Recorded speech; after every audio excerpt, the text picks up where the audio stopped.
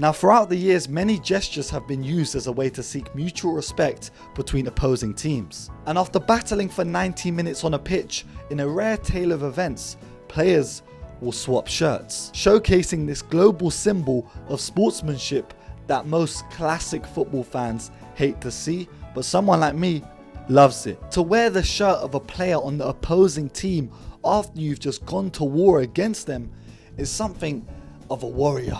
The likes of the Celts going into battle and keeping the heads of the ones that they took. But why on earth, after going head to head for 90 minutes, would you swap your shirt with someone? You know, especially if it's got sweat all over it, you know?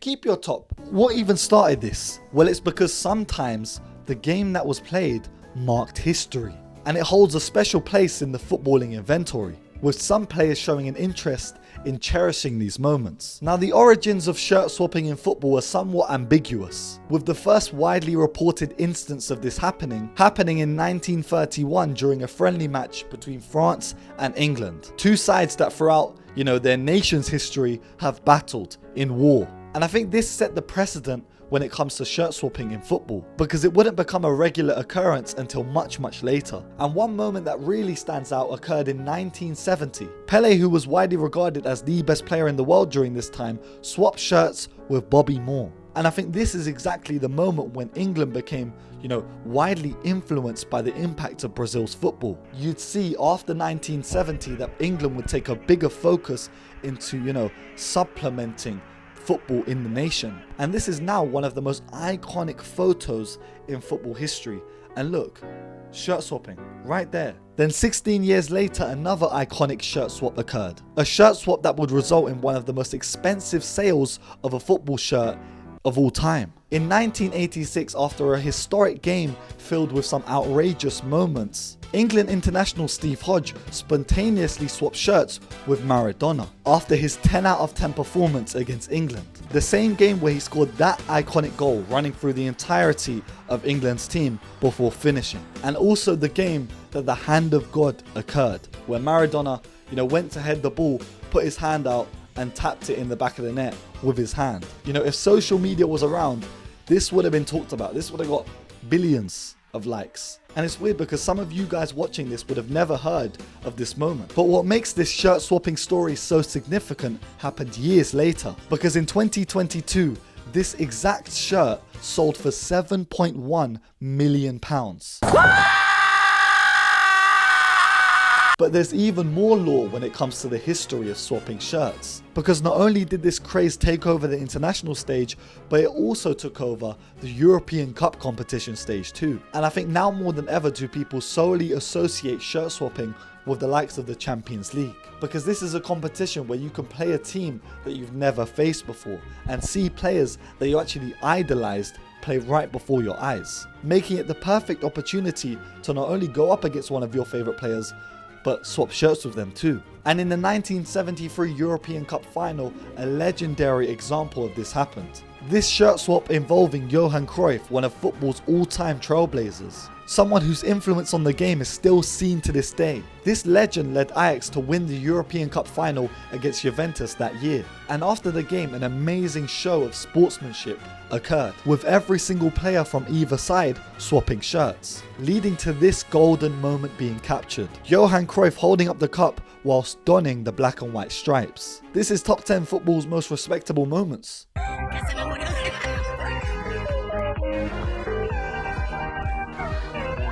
This is literally like finishing a war and then holding up the opposition side's flag. And I think the reason why I'm even speaking about this is because this is something that we'd never see now. Now we've got these crybabies that will literally take off their silver medal after they lose a final. No honor, no respect to the tournament. In comparison to these guys, real men, Juventus, Ajax, swapping shirts after the game. Bro, wear your silver medal with pride. You reached heights that a lot of people will never reach. Just come back next season stronger. Don't take it off and act like, oh man, I'm too good for silver. Bro, you weren't good enough.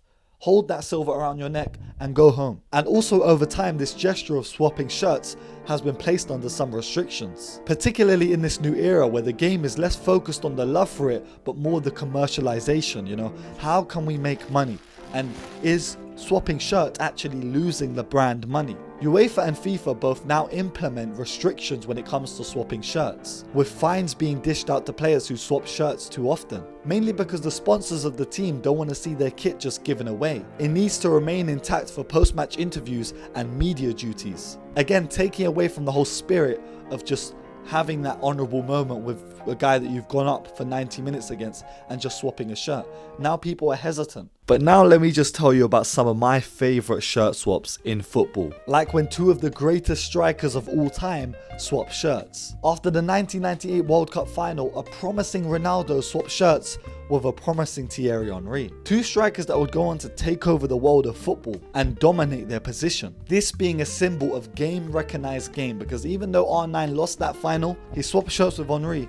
He came back 4 years later and he won the damn thing by himself, bouncing back after an injury in 2002 and completely taking over that entire tournament. But another random shirt swap that just happened over circumstance has to be when you saw Messi in a Celtic kit. Messi swapped shirts with Aiden McGeady, a guy that I've only really known because of FIFA. Now Messi and Barcelona faced Celtic in 2008 and after the game wanted to remember the atmosphere that he endured. The same game he scored a brace against the Scottish side, he went out respectfully, swapping shirts with Aiden McGeady and leaving the pitch whilst wearing it. But sometimes a shirt swap doesn't go to plan, like when players swap shirts at half time.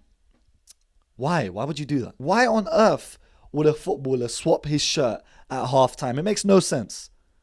Who did it? Back in October 2014, the half-time whistle blew between a game of Liverpool and Real Madrid in the Champions League. And whilst walking off the pitch going down into the tunnel, Balotelli was seen swapping shirts with Pepe. Of all the players he could have picked, he swapped with Pepe. And this would have been probably okay, if Liverpool were winning or drawing.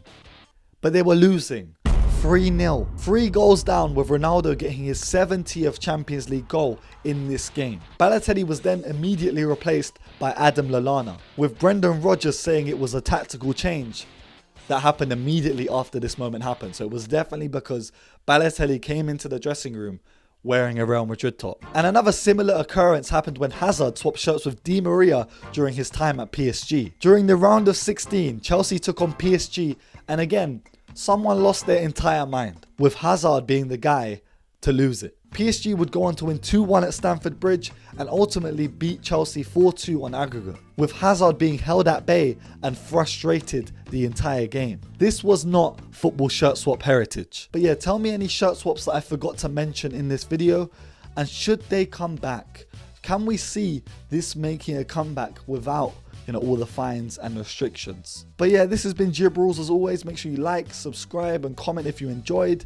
And of course, if you want to support the channel even more, you can become a member. Finally, as always, stay safe, stay blessed, and peace.